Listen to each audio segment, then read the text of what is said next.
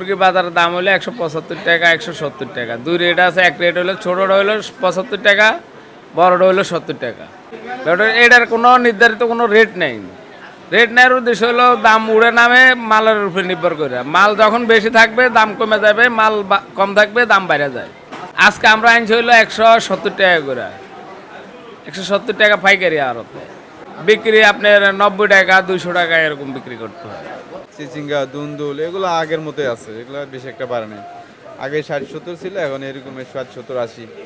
এটা বুঝতে হবে, সাধারণ জনগণেরও বুঝতে হবে। যেমন অন্যান্য কিছুতে আবার তেমন একটা আগের মতোই আছে, বাকিগুলো তো মোটামুটি আছে আগের মতোই। যেমন টমেটো ছিল 300 টাকা হয়ে গেছিলো, এখন 120 টাকা, এটা কমছে।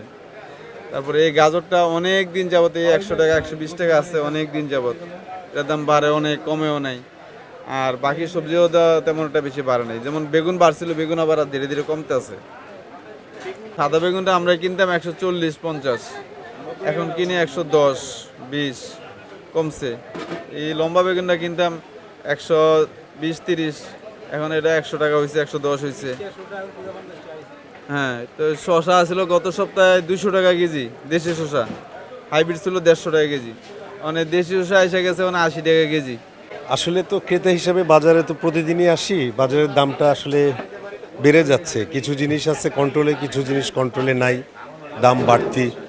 এখন করার তো কিছু নাই, আমাদের তো কিনতে হবে, বাজারে আসতে হবে পরিবারের জন্য।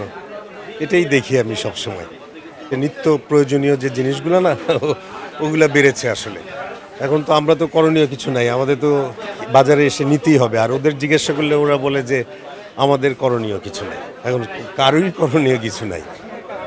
যারা সরকারের অবস্থান করছে এবং যারা এটার কন্ট্রোল করছে, যারা এই মাছ ব্যবসায়ী, সবজি ব্যবসায়ী, ওই ওই সেক্টরটাকে আরও একটু কনসাস হতে হবে, to be more conscious. Everyday monitor করতে হবে কাস্টমাররা কি চাচ্ছে বা ওরা কি ঠিক দামে বিক্রি করছে কি না। মানে খুবই মানে utmost effort to this sector.